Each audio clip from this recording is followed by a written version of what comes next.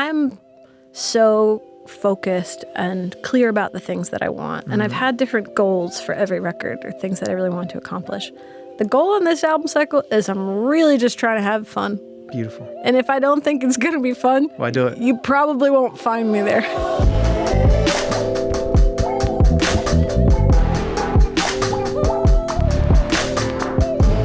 I love this album. Thanks, Zane. And I think you've made something really personal and beautiful, and I know that there's some character development in here for the first time, which is really great. Yeah. Other people's lives coming through your filter, which is a beautiful way to write. And I'm excited to talk to you about these 10 songs, side A and side B as it's presented in front of me. Why is it presented in front of me in two sides? I love vinyl. I collect vinyl. There's a piece of vinyl over there, and I love the idea of a start and an end, and another start, another end, in the same experience. But it's written this way. And I wonder kind of what prompted you to sort of present this new album in that regard. It wasn't even a choice. To me, that's just how albums are. I mean, I've always, the way that I listen to music primarily is through albums. And I think so much about track listing. Like on Surrender, I was track listing it as I was writing it. I would write something and say, oh, that's 7. Oh, I need a 6. Like, and this record I wrote in track list order. Fun. So it's so much fun. It was so fun. So it was like, oh, I'm at track 7. Okay, so what do I need from track 8? Like I was thinking about and chronologically, you wrote sequence. It that way as well. Yeah, I wrote it in the order of track 1 through 10 that way. That's so cool. It's almost like, I'd imagine that's like how you would write an album before you were even given a chance to write an album. As a kid, you just imagine this is how I want an album to be made.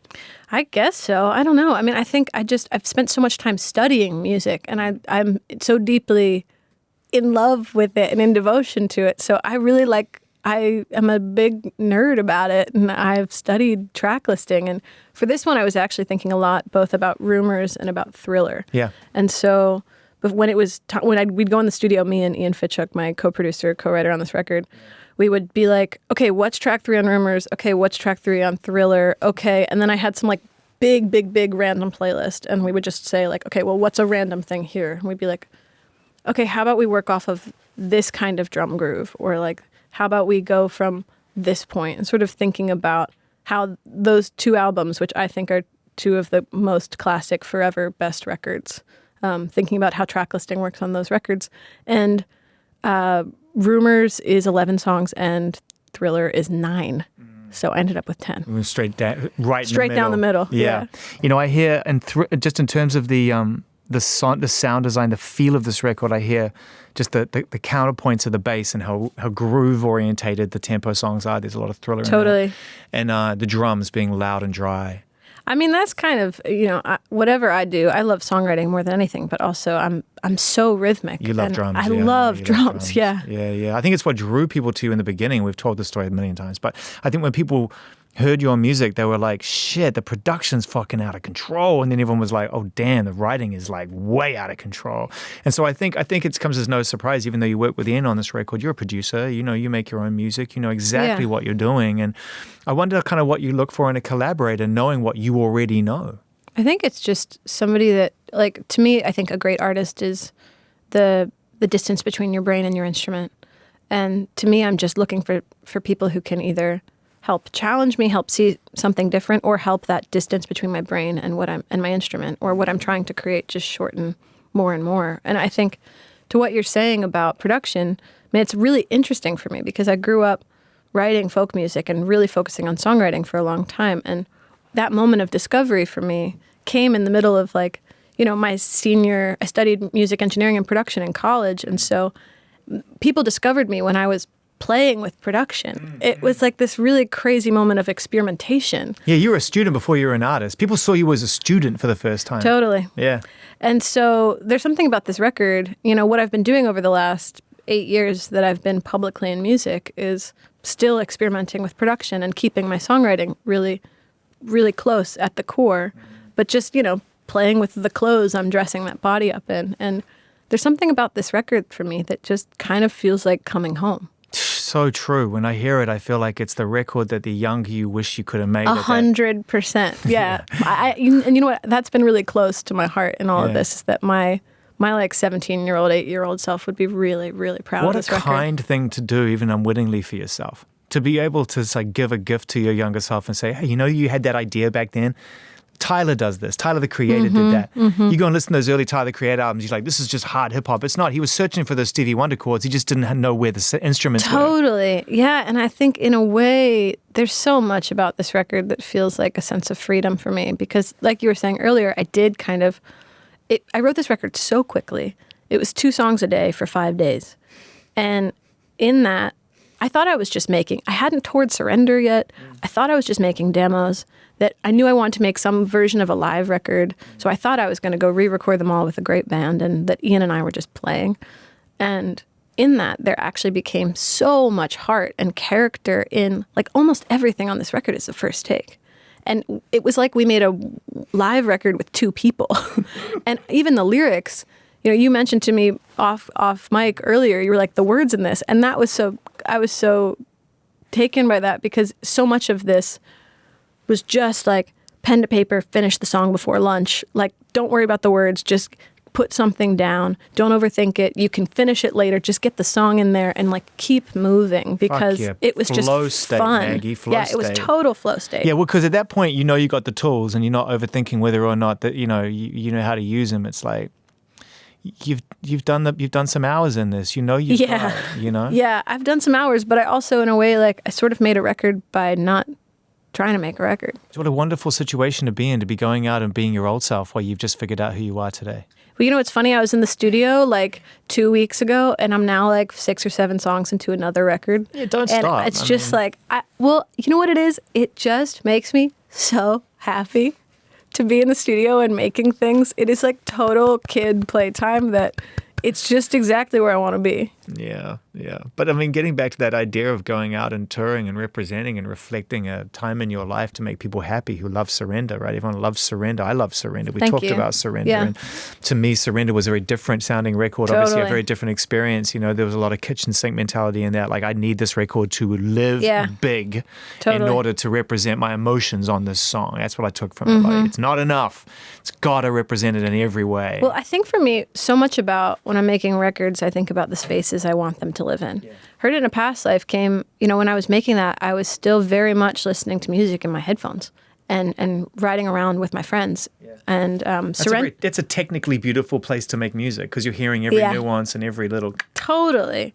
And Surrender came after a ton of touring. So I wanted to make a record for live music, especially I made that record in the pandemic and all I was doing was just missing live music. Manifesting live. Totally. And how was it when you played it live? When you took it out on the road and you got a chance to see it? It was so good. Yeah. It was so, I mean, it was also crazy because like live music was coming back at that time. So those shows were so sensitive and cathartic and like the energy current of it was just like, it was like riding a big wave all the time. It was people were coming to the shows with so much emotion, and me too. I mean, there were real moments in those shows where I would openly start crying. I mean, it was just a lot of energy.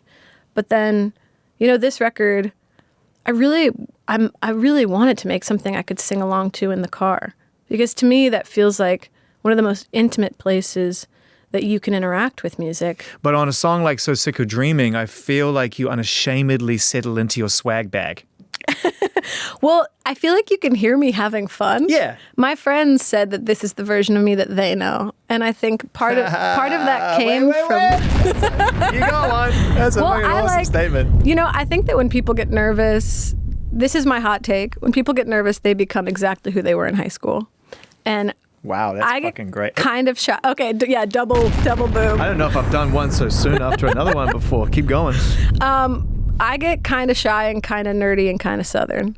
And I think being a musician puts really sensitive people in some of the craziest situations. It's the worst job. You're the number one person that people want to talk to about this, so I know you know. I do know because it's a strange job for me to be sitting in this chair given who I actually am. No, so, completely. You know. And so I think it's just taken me the last 8 years to really settle into doing this and to being in a place where I'm feel open and relaxed and I'm having fun. And I think also part of that in this record is, you know, So Sick of Dreaming is a story that a friend had told to me the night before about another friend of hers that was going through this thing. You would never have probably thought that was material before, right? I never would have thought it was material. I had only written songs about things that were so personal to me that I never would have written.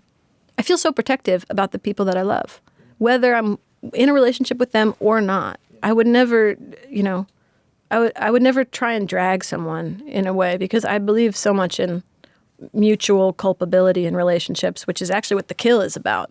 We'll get to that. So Sick of Dreaming, it's so sassy. So sassy. Like, I never would have written it about somebody I'd actually dated, because it's just kind of savage. But I love the character that I get to embody, and it is like exactly who I am with my like best friends. And I think the thing across this record is you can just hear how much fun I'm having. Yeah, it's a character study that enabled you to show a side of yourself that, to your point, would have felt a step too far before. Like, Well, it's like writing a novel, right? Like, I feel like I was actually able to show some of my greatest truth by writing telling a story. about someone else's life. Yeah, exactly. Fucking awesome. It's interesting you talk about savagery in songs and the idea of actually using the medium or the craft in order to expel some inner turmoil at someone else's expense because they deserve it. Because they broke my heart and this is the game. I think some people deserve it, I'm sure. I think that, I don't know, doing this gives us such I a... hate the term deserve it. I mean, deserve it doesn't work either side for me. You either deserve success, Yeah. that doesn't work for me, or you deserve pain, that definitely doesn't work for me. There's such a strange power imbalance when you have a public platform. And I think, I don't know, I also just think that like there's so many interesting emotions that exist. Outside of the obvious base anger ones. And also, the job as an artist is just to tell the truth. So if you're like feeling... But that's what they hide. That's what artists hide behind. They hide behind, it's my job to tell the truth and this is my truth. You can tell the truth and still be kind. So how does it feel when you hear music that isn't kind? Can you listen to it and appreciate it, or does it Totally. make you feel different? I mean, look, Because there's been some great unkind records. I still feel sassy and pissed off and frustrated and all those things. You know, it's not that those things don't speak to me. I think the records I hold timeless maybe have, I don't know. I don't think that there is a hierarchy of emotion. Like actually like time out. Like, I don't think that there's a hierarchy of emotion. I'm just saying in my music, like, write whatever feels true and awesome for you. I'm just saying in my music, I've never written that kind of stuff because I have felt such a desire to be protective of the people close to me as I've entered a public life. And so I got to write this really sassy record. Through the eyes of somebody else. Kind of. Yeah, and cool. now it's arriving to me a year later, and it feels like a gift from an old friend. This album doesn't feel that protective of your experience anymore. It feels, to your point, very open and very much like, hey, I'm comfortable now being able to explore different things. And I think the word protective, I'm glad you used it. That's an interesting word. That's a word that I would have actually attributed to your early days. The times we used to speak on the phone or do video calls, I could tell you My guard was hyperprotective mode. Yeah. I was so scared for so long. You disappeared. I never got to the bottom of why you did that. You were like, I'm out in Alaska or somewhere and I'm going somewhere. And I don't know if I think you said to me at the end of the interview, and you were starting out. So if you'd said this now, it would have been like, fans would have been like, what the fuck is happening? But back then you could say in a safe space and go and do it. But you said something like, I'm going away and I don't know when or if I'm coming back. I remember you saying that and thinking, shit. I mean, I've had a lot of like moments where I've look, how do I say this? Honestly. You know I'll do that. There is nothing I love in the world more than music. There is nothing that I've struggled with more than the sort of structure around how to do this professionally. And that's kind of why I went to grad school, was to be like, I need to rethink this and restructure this for myself and really think about what being an artist means to me. So you had to understand it better to be able to figure it out how you'd use it. I had to define it for myself, and I had to figure out how to do it in a way that was sustainable so that I could do this for my entire life. And this record, Don't Forget Me, was the first thing I made after grad school. And so now my life is diversified, my brain's diversified, there's less pressure. It's that like Esther Perel thing of like one relationship can't be everything. Like I was trying to put so much in music that now my life is a lot more balanced and a lot more full. And I'm not saying by any means I have it figured out. You never will. Never None of us will. do. The pressure's off a little bit. And I feel such like fullness in my life that music just gets to come back to being playtime. Yeah, I love it. I mean, how else do you go back and reflect, to your point, on those things that inspired you in the first place and not feel the need to run from them to prove something to yourself that you're not that kid anymore? It's like, no, that kid was cool. Oh, yeah, I'm like trying to be that kid. Trying to be that Yeah, kid. she's sick. She is sick. The Kill. I mean, I don't often reach out personally before a conversation. And I sent you a note saying, when I heard that song, I heard it a while back, but I was listening to it again this morning on the way in, and it hit so different. I just think, I can't even really put it into words. I just genuinely think that what you've captured through the pace and dynamic of that song, 'cause it's got pace. Yeah. It's got pace. That song's moving. It's asking for a lot. Yeah. In order to justify the musicality and the flow and the up and everything that's floating through it, and it's asking for urgent thought. Totally. And you really over deliver. Like, oh, thank you. You tell the most amazing story. So there's a question in this. What is the story behind The Kill? This is really very much a true story. There are true stories in this record. Yeah. The Kill. It's a song about mutual culpability, because the pronouns change in every chorus, which is just, I write these things when I'm in the studio and I'm like, have my writer brain on, and then I get on stage and I'm like, this is a nightmare inside of my brain. What am I doing? Yeah, I'm like, so much focus. Are you me or am I you? Or no, it's like such a nightmare on stage, and I'm always like, why did I do this? Why am I so clever? I'm actually always watching somebody a fan in the front row's mouth to like know whether or not I have it right. I really want all fans now to come together it's before a communal show. effort. I want somebody to come together with their friend and just be like, all right, wrong words for this song. No, okay, come on, words. please have my back. This is a song. I haven't really talked about The Kill. What do I want to say about it?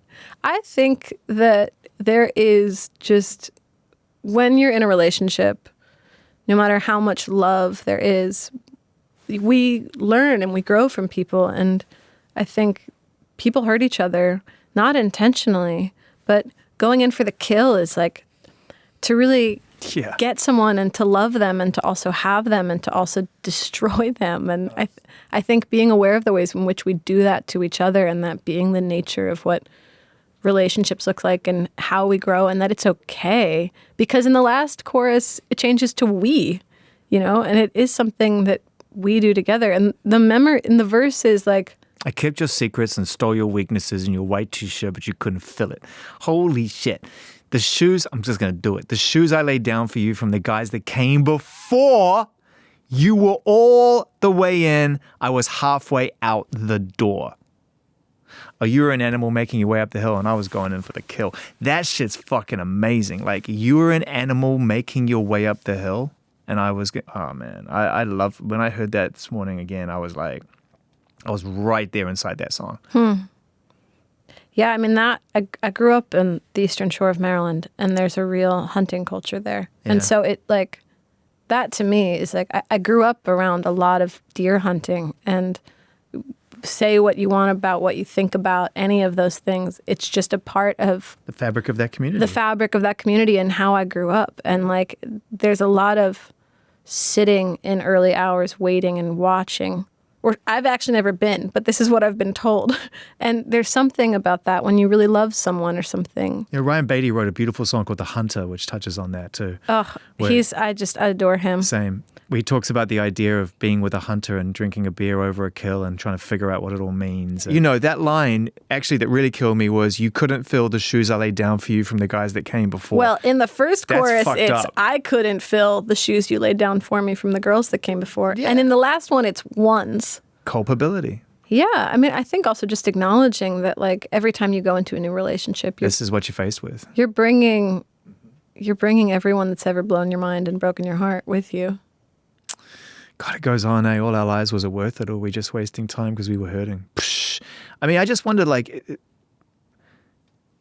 when you listen back to these songs, when you write songs over 5 days, kind of complete them, think you're going to come back, but you're happy enough to take them and listen to them, and it happens that quickly, and you get out of your way that effectively, is it the closest thing you can be to stepping outside of yourself and acknowledging who you really are as an artist? And yeah, I mean, I spend so much time thinking about artistry and spirituality and all these things that if I were to tell the version of me that was in this studio for Surrender that I made a record in 5 days, I would have been like, you good? Like, were you manic? Like, were you on drugs? Like, what's happening? And the experience of doing it was actually so grounded.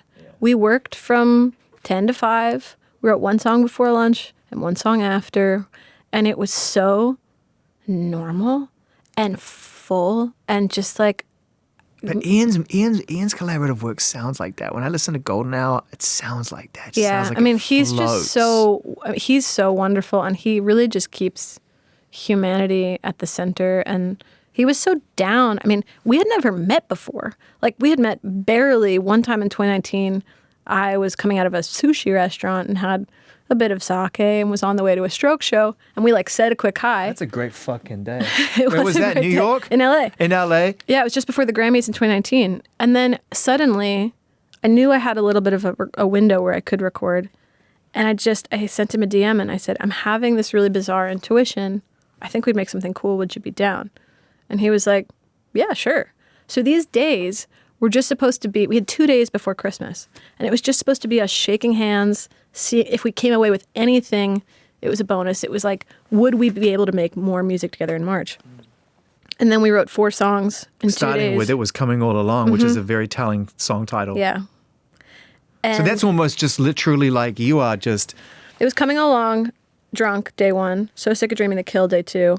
At the end of day 2, he had to go home because he's got children. Yeah. And I literally like grand gestured, called him and was like, I'd never do this, but like, I know we just met, but like, would you get back on a plane here? And like, if we could just have the rest of the week, I think we could finish the album. And he was like, I would love to. I can't. Like, but Lee Foster, who runs Electric Lady, who is such a dear friend, he was like, it's the holidays. No one's in here. Something spooky's going on.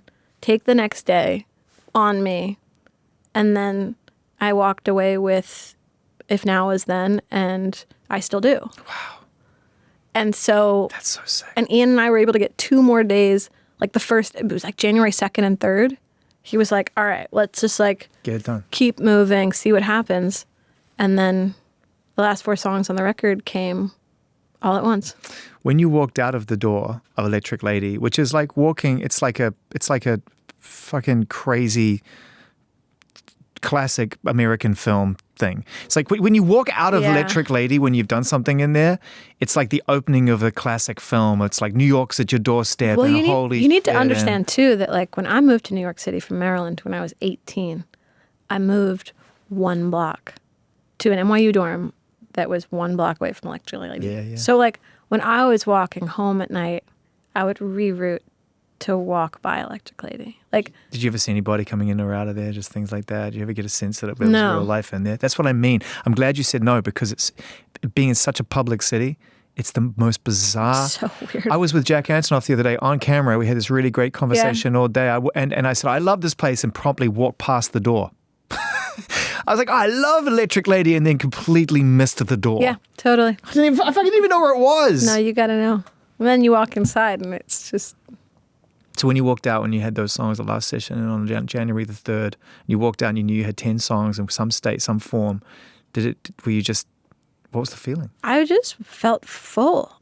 When I'm in the studio, I get to go to work and do the thing that I love the most. I mean, I think that was the biggest surprise when I started doing this professionally, because in college, I was in the studio every day because it was what I was studying. Yeah. And then suddenly I became a musician and had never made less music or been in the studio less than when I actually got to be a musician. I was like, wait, this isn't what I wanted. Do you know what's funny? Hold on. Do you know what's funny? Music presenters always joke that whenever we'd get a gig at festivals, it's that you see the least amount of bands when you're working at a festival. It's like, this is not why I signed up for this. It was crazy. So whenever I get to be in the studio, my body is just humming. I'm just happier than anybody else because I get to do the thing that I love. Yeah. And I only get to do the thing that I love like 3 or 4 weeks out of the year if I'm lucky. Wow.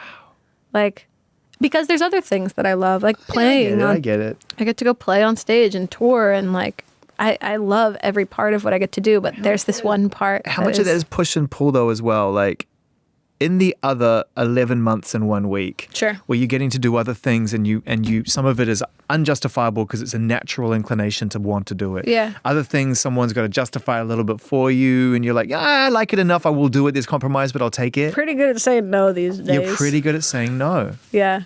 So what are the boundaries for a good no, a solid no? To me, the answers are fuck yes or no. Oh, so passionate. Or needs more information, which is fine. Yeah. But, and these days, actually, I'm so focused and clear about the things that I want. And I've had different goals for every record or things that I really want to accomplish. The goal in this album cycle is I'm really just trying to have fun. Beautiful. And if I don't think it's going to be fun, why do it? You probably won't find me there. So this is fun? This is fun. Yeah, talking to Zane, come on. I was really looking forward to this interview because I feel like I get to see you at such important stages in my life and career. And that's why I do it. I love it. I mean, I get to touch base with people at the heightened curiosity level, like the moment when they're like, hey, I'm open. I'm as interested to find out what I made as you are. Totally. And I have no idea what's going to come out of my mouth, so let's figure it out together. Well, it's also like, I don't know. I feel like this is my like, you've seen me go deep inside the cocoon. And I feel like I'm coming out into butterfly season a little bit, and it feels good. It sounds so, so good.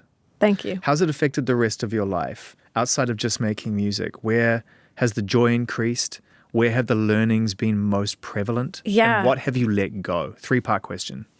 Whoa. But you don't have to do it in that order. Okay. Wrap it up into one big, wonderful Maggie Rogers Oh my montage. gosh, what else is happening in my life? I am so in love with my friends right now.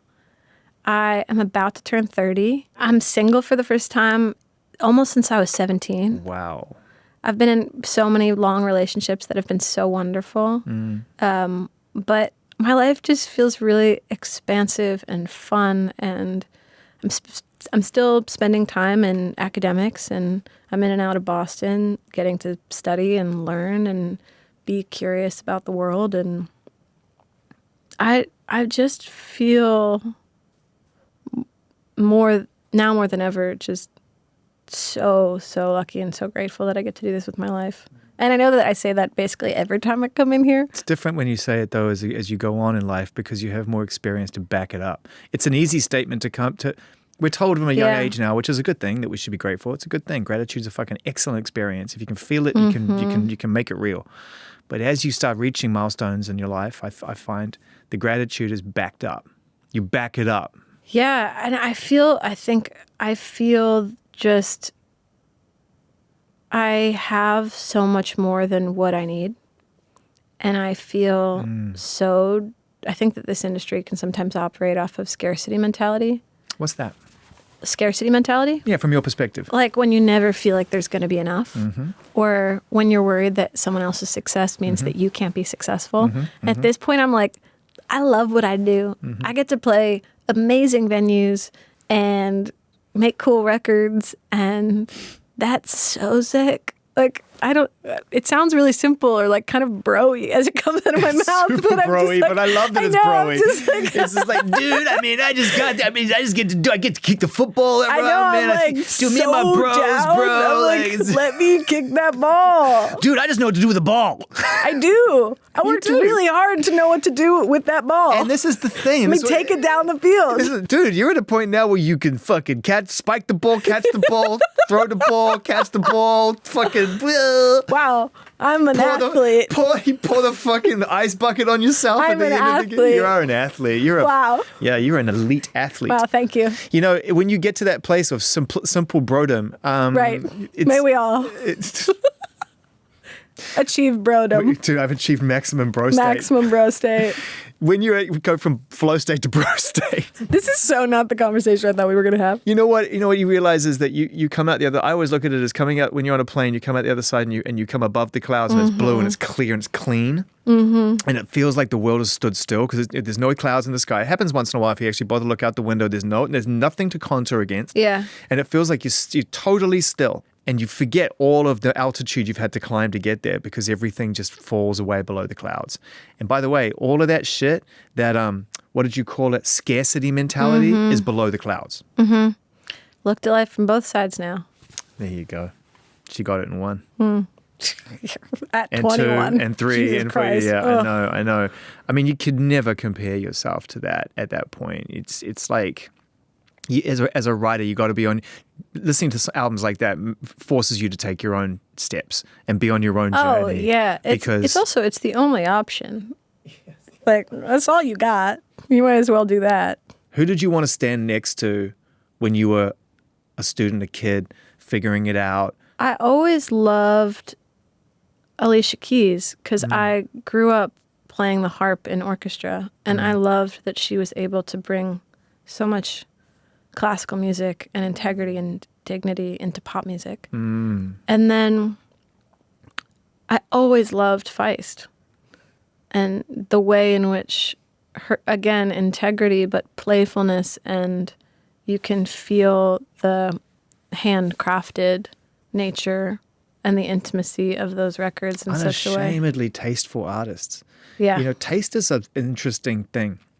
We all think that, you know, we're trying to put our taste across at the highest level, but often we pull our taste back in order to fit in a bit.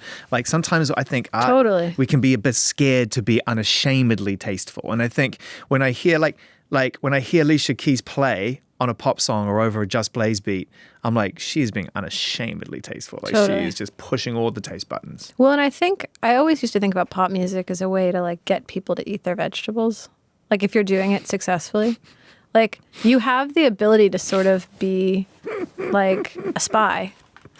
And so good. I got it. I'm sorry. I tried not to, but it's just such a great image. The idea of, like, a kid not wanting to eat their broccoli, but a great pop song is like, you need this in your body. You don't even know it's broccoli. You just are getting stronger and healthier. And yeah, totally. And I've always just thought that, like, if you can bring all of that music history and knowledge and soundscaping and whatever into a place where it's accessible.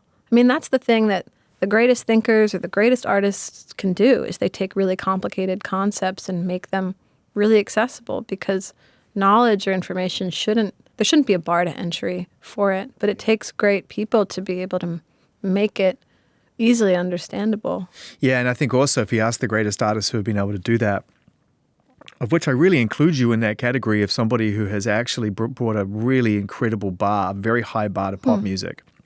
I think about Tom York, obviously. I think about Trent. I think about PJ Harvey. You know, I think about these artists who came out, Frank Ocean, who came out and made records that pushed every button in our body in different ways. Yeah. And it was only over time we realized that these were pop music masterpieces. Like Downward Spiral, to me, on what planet was that the number one album in America? It's crazy. Headlining festivals. And what planet do Kind 9 of a Inch planet Nails? without algorithms.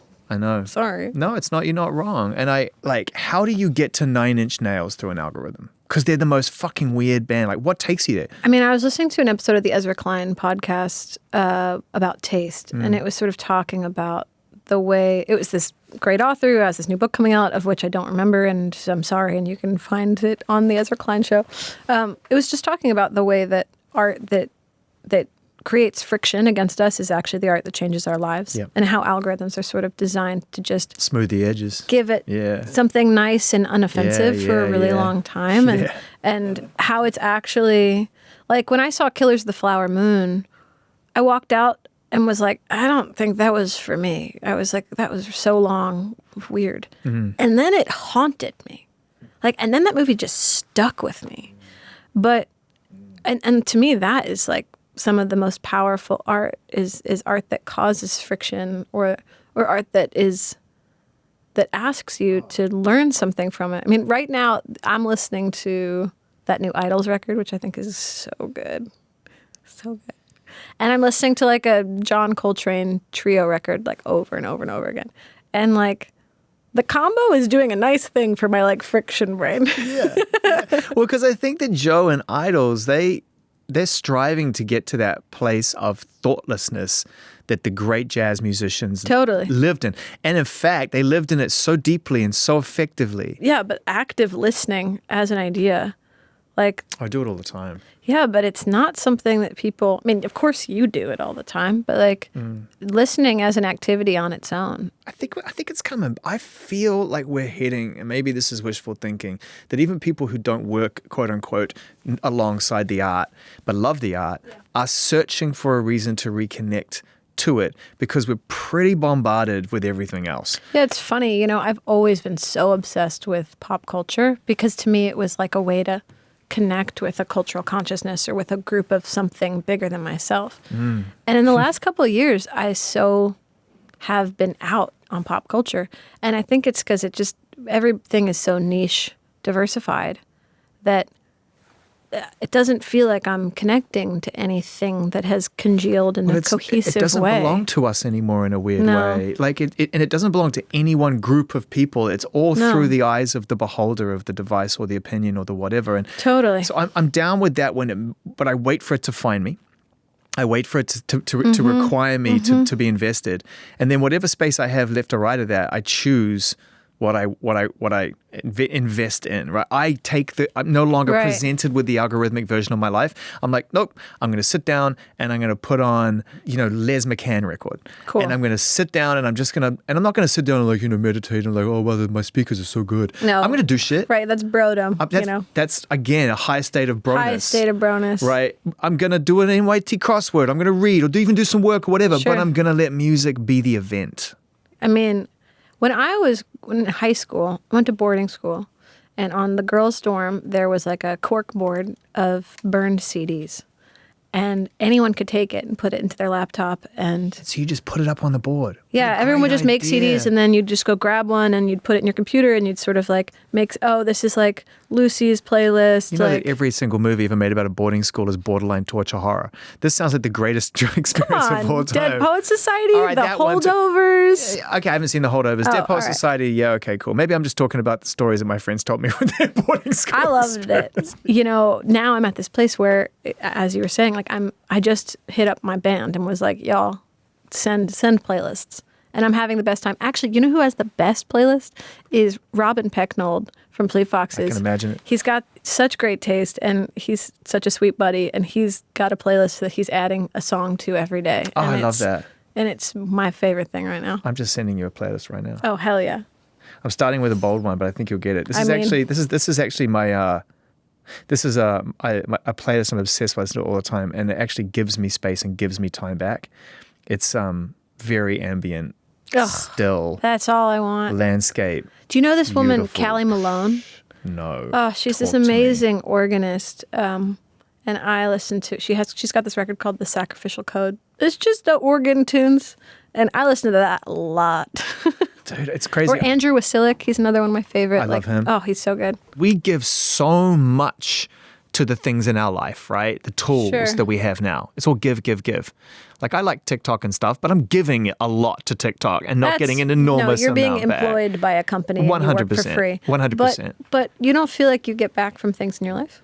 I do, but I want more time and space from it. Like, I get a lot back in my life, but it's all very compressed, right? Life is compressed, especially as the older you get. This is a compressed time in our lives. From 30 to about checkout is pretty compressed. Mm-hmm. It's like you start to think about, what is my architecture? What's in it?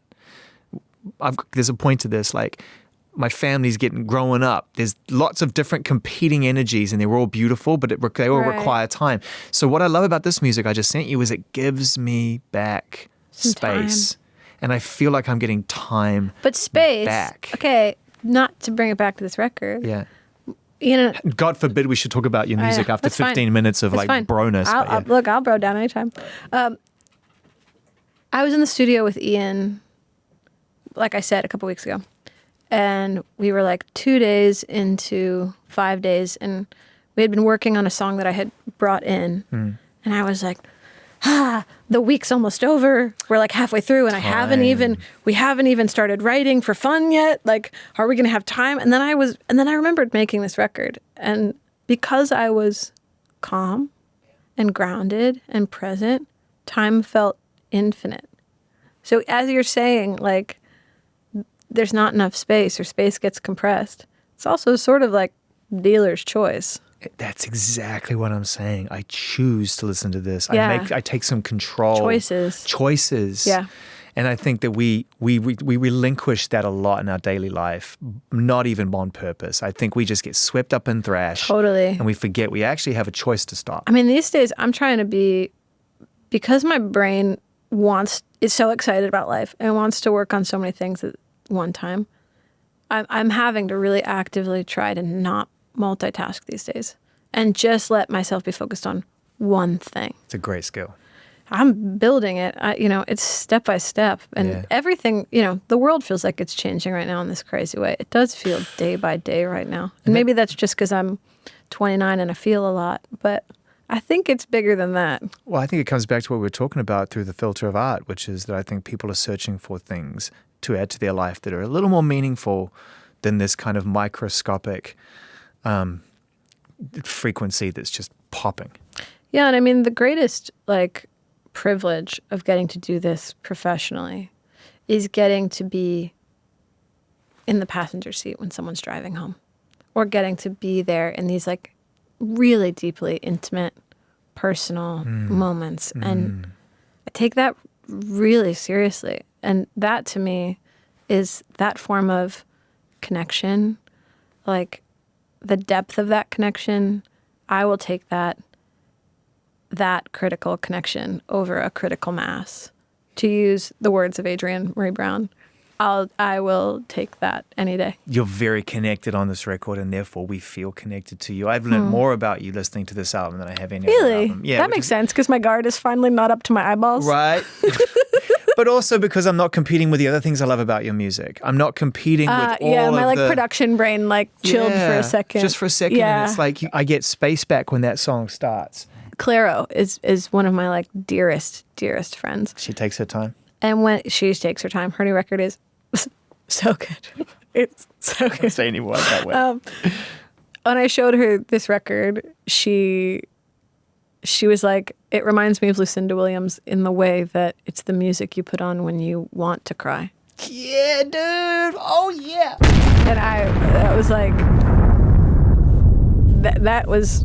When I made this record, I needed a cry. What do you put on when you want to cry and you're not listening to yourself, which might be a little too far? I don't listen to myself. In the bro I kind file. of put on Lucinda Williams or Gillian Welch or that is. I mean, because that's the music to me. Like I said, this record feels like coming home. Yeah.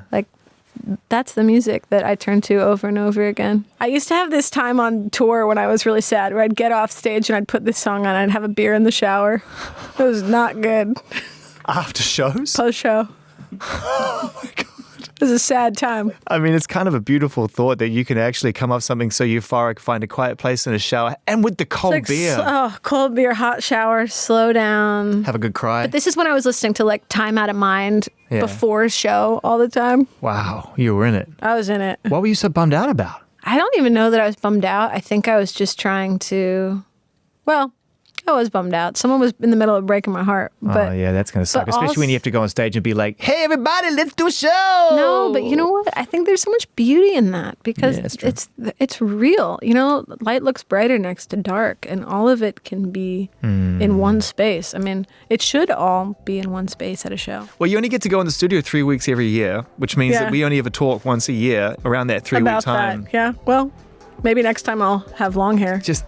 I'm not obsessed with your hair. It does look really good. Thanks. Just come back in between albums. It's fun. I will, yeah. All right, dude. Nice to see you. You too.